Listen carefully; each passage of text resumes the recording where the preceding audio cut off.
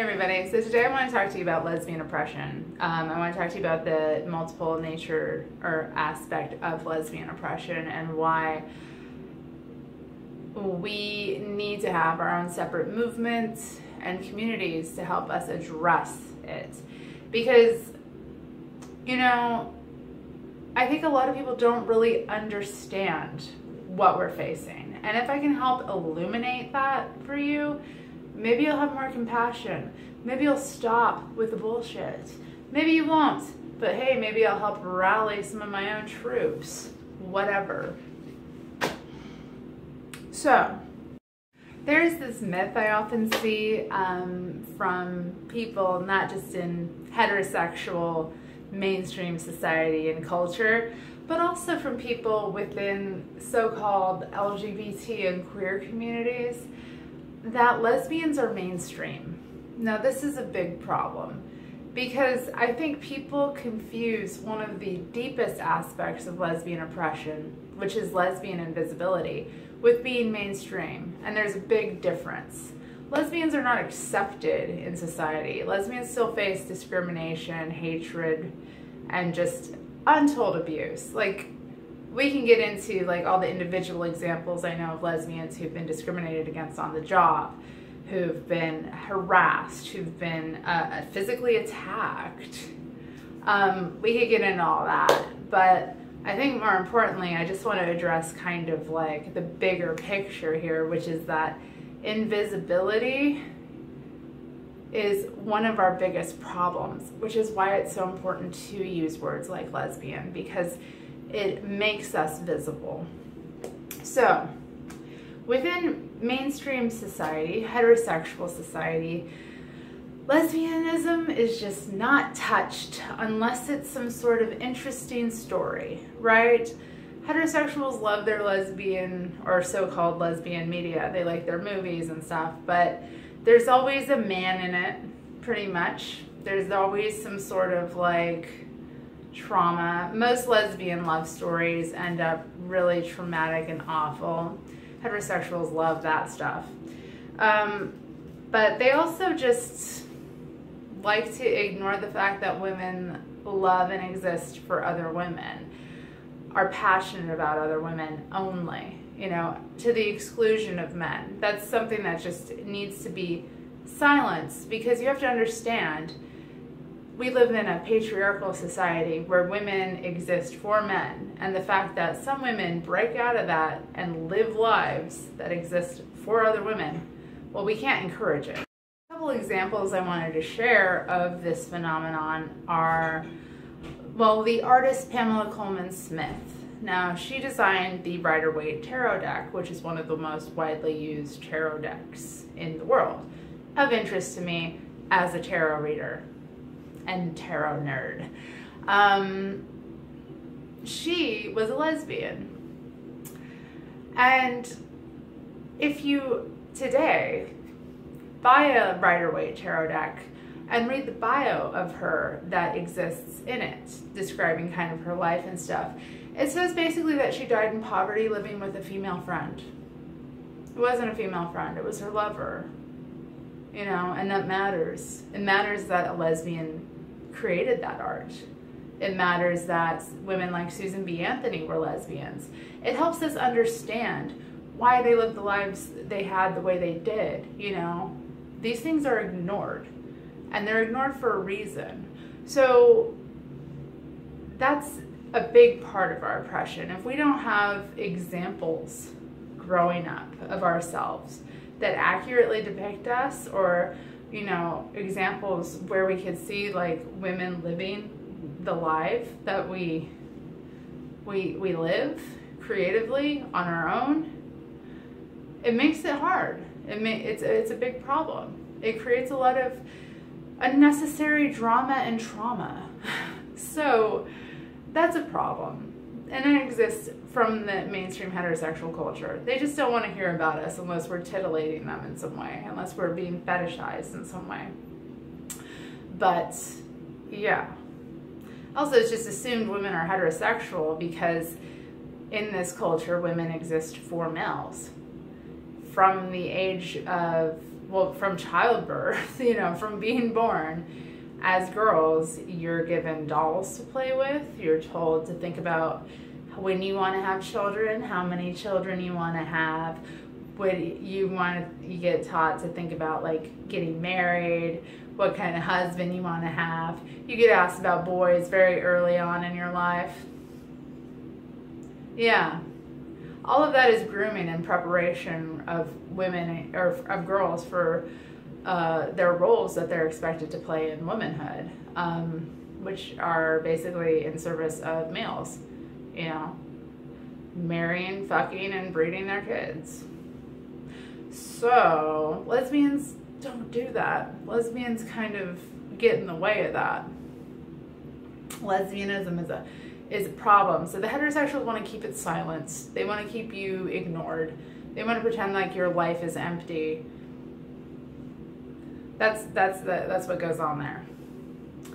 But we get this problem from the LGBT and queer communities. One of the big ways in which this is done is to refer to lesbians as gay women or queer.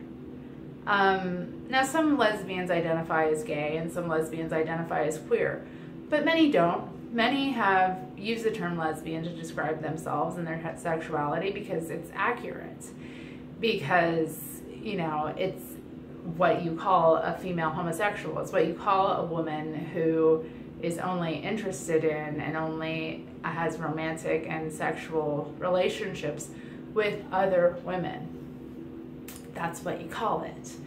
But it's a term that is really just under a lot of scrutiny. You know, it's really not preferred that you use it. I even had to come out as a lesbian recently to another lesbian who identifies as queer because she kept calling me queer, and I was like, can you stop calling me queer? I don't identify that way. And she hadn't even ever heard of somebody like doing that. She was like, what? But yeah, the reason why women use terms like queer or gay to describe themselves over lesbian is because people don't like the term. There's a lot of stigma against it because of like the indoctrination you get throughout your life about lesbians, the messages you receive about lesbianism. You know, all of that is propaganda, and it all has an effect. I meet many women who can't even say the term. So for the LGBT community that supposedly is representing lesbians, you know, at the fucking front with the L, to participate in the erasure of lesbians is a problem, you know. Not using the term is a problem. Which is so funny because we've reclaimed terms like queer and we've reclaimed terms like dyke. And so many people are comfortable using that, but they cannot say lesbian. Think about that. But also I've seen many examples, I should say, of a prominent lesbian being interviewed, for example, in an LGBT or gay or lesbian magazine, whatever. And then the interviewer going back and taking out where she says lesbian, I've seen this specific example multiple times, and replacing it with queer, actually editing her words. But I've also seen just women who identify as lesbians routinely called queer, as if that's more acceptable. But the thing about the term queer is that heterosexuals use it, bisexuals use it. It is not the kind of term that lesbian is. It does not say what lesbian says. Lesbian says no males. And in a patriarchal society, that's not really allowed. That doesn't make people comfortable. That makes people think that, oh, you're really not nice. Oh well. So for the LGBT community to engage in that's horrible. But another example of this is the transing of dead lesbians. This is another problem that is another aspect of lesbian erasure. When you have lesbians who aren't even around to defend themselves, who lived as lesbians, who were in lesbian communities, who had lesbian lives, who lesbians have celebrated and honored throughout our history, referred to as trans now, or referred to as trans men. This is a problem. They weren't. The phenomenon didn't exist at the time. How they would have identified nowadays, you can't really say. Because plenty of femmes are transitioning as well. You know, it's always butch lesbians this is done to, which is offensive on multiple levels. Especially because, you know, many femmes are transitioning as well. So it's just like this dichotomy of like this heterosexist idea of what butches are that is projected onto dead butch lesbians. I hate that. It's really disrespectful. But it's done because lesbians are not liked. We are passé, and we don't deserve respect according to the LGBT and queer communities. So that's another aspect of lesbian invisibility and erasure. That's something that we face. Apart from lesbian invisibility and erasure, all of that, lesbians face a sort of dual aspect to our oppression. Many of us are multiply oppressed, so that even gets more fun. And by fun, I mean horrible. But because we are women, and we are oppressed as women in a patriarchal society, we face all of that. We go through that intense socialization, and many lesbians, you know, struggle with that through their entire lives of, you know, wanting to be nice, wanting to be liked, wanting to take care of others over themselves, like having feminine manner of speech and behavior, you know, really drilled into them, and manner of looking as well, and valuing that, and kind of participating in that in order to kind of assert their womanhood. These are all problems that they affect lesbians. So there's that aspect of our oppression, but there's also the oppression of being homosexual. And the oppression of being homosexual is why lesbians have often allied with gay men in coalition type activism to fight against our oppression. And I think that's necessary sometimes. I'm not completely against that sort of thing. The reason why I think lesbians, though, should be organizing for ourselves specifically and have our own communities and be focused on that is because nobody else really cares about us and won't really address what our issues are. You know, we have been completely sold out by the mainstream LGBT organizations, and even so-called lesbian organizations have men on the boards now, are giving all of their money to other causes, when lesbians are suffering, you know, and we don't even have any community left, really. I mean, the bars are closed. We're having to create a lot of things from scratch, you know, or what does exist is like a shadow of what it once was. So for lesbians coming out today, a lot of them just are struggling. You know, it was a struggle when I came out 7 years ago, and it's a struggle for lesbians today, even more so. There's even less. Like I remember having more available when I was coming out than I see lesbians coming out today having, and that's hard. It's hard to not have any community in any way of meeting your people and understanding like what to do if there's nothing like visible. So being mainstream, no, we're not. We're invisible. There's a big difference. And even if those of us who make an effort to be visible, it's still, you know, I still have to come out to people a lot of the time, even people who should know better. So apart from those issues, lesbians deal with issues like corrective rape and interrogation about our sexuality. Now, this is another big problem within the LGBT quote-unquote communities and queer communities. Lesbians are now being asked to interrogate our sexual desires for other women and to consider and to become interested in males who are transitioning, despite the fact that lesbians aren't attracted to males. And this is considered to be bigoted if we won't do this. And many lesbians are facing untold hell. Several lesbians this year have been assaulted for not being attracted to transitioning males and not wanting anything to do with them, period. I mean, and why would we? Like, and you know, even the LGBT and even so-called feminist media are like giving these men platforms to harass us. It's unreal. They should not be allowed to.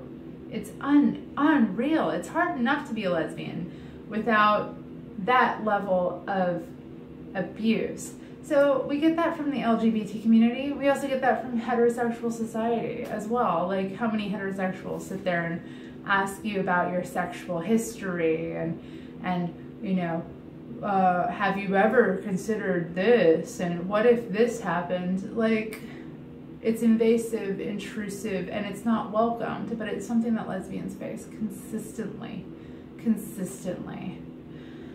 So yeah, we're basically being called bigots for not wanting to sleep with penises, or penises that have been surgically altered. What the fuck? So there's that. A lot of lesbians face issues like disability and chemical sensitivities. You know, lesbians are facing racism and national discrimination. Many lesbians are undocumented. Many lesbians travel around the world to be with lovers because lesbians are very passionate, usually, in terms of how they love, or we love. So, you know, lesbians will often sacrifice everything they have to go to other nations to be with lovers. Also, many lesbians have had to flee nations where their sexual orientation is not validated or respected, you know, where they are facing even more violence or expectation that they should exist for men in a heterosexual fashion. You know, that's a real problem around the world. So many lesbians are undocumented because of that, fleeing oppression. Many lesbians are poor. Lesbians are women. So lesbians are also facing multiple discrimination. Lesbians are also disliked. So meeting lesbians that have money, it's rare.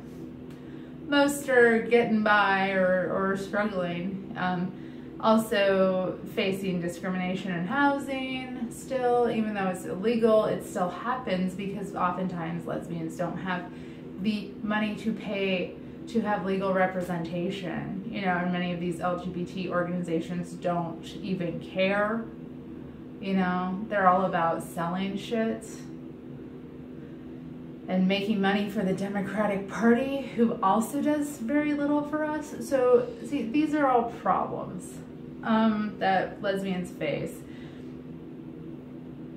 Also, like, the attitudes about our womanhood, like, that's consistently being interrogated about how much of a woman you are because you don't perform the roles, all the roles that heterosexual women will and do. You know, as if womanhood had anything to do with a role. You know, lesbians buck that shit. Lesbians say no to that stuff. Lesbians are against that stuff generally and try to live outside of gender or gender roles and expectations. Like, that's how we live. So that's another thing that's a problem. And yeah, within the LGBT and queer communities, lesbians face sexism. There's a lot of just general sexism, like, you can't do that, you shouldn't do that, you need to be this way, you need to be that way as a woman, or you're not really a woman, maybe you should transition. There's that constant pressure. Why aren't we okay the way we are? Why do we have to be like facilitating the dominant culture? Why do we have to be wasting our money and energy and even like altering ourselves so that we can fit into other people's ideas about what we are and what we should be? Why can't we just exist? I think most lesbians just face this question consistently. Why can't I just be? So yeah, all of this stuff is why I believe that we need to, as a people, step back and focus on ourselves, create our own communities, create support networks, keep our resources to ourselves. Like, I'm just touching the iceberg, the tip of the iceberg here. It goes deep. There are so many ways in which, like, lesbian communities of the past have failed to address a lot of lesbian needs, but we are in a serious spot here nowadays. Things are bad. So I hope that I've, like, given you some idea about what we're facing and why so many are upset and why so many are, like, dissatisfied and wanting to organize separately and are at this point.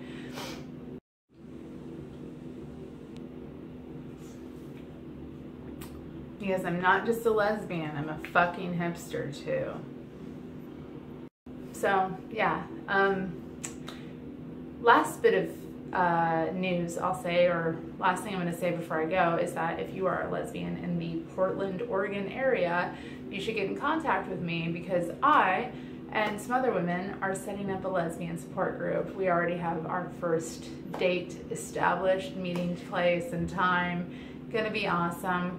So if you're needing community, if you're needing, like, support, please get in contact with me. You can email me. My email address is on the channel page for my YouTube channel. You can also message me via Twitter, Instagram, or Facebook. So find me, Terry Strange. I want to meet with you. I want to support you how I can. And hopefully we can, you know, fight back together. Maybe do something for the future, create a better future. I'm stumbling on my words now. But yeah, thanks for watching. I will be back probably next week with another video. Take care.